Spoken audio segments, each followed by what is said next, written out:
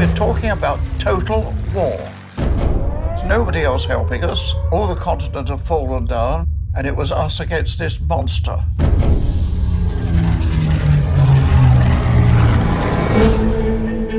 The Spitfire was built as an interceptor fighter.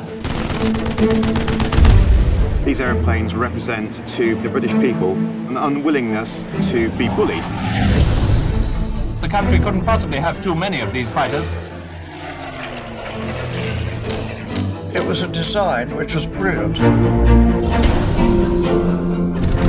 You can't fly a Spitfire and forget about it. It stays with you forever. Enemy aircraft were falling like confetti.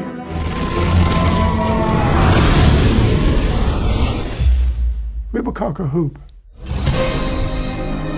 You had to be very careful in landing. She was a lady in the air, but a bitch on the ground. I looked up, and the air was filled with journalists. Had they landed, they'd have won, and the course of world history would have been changed.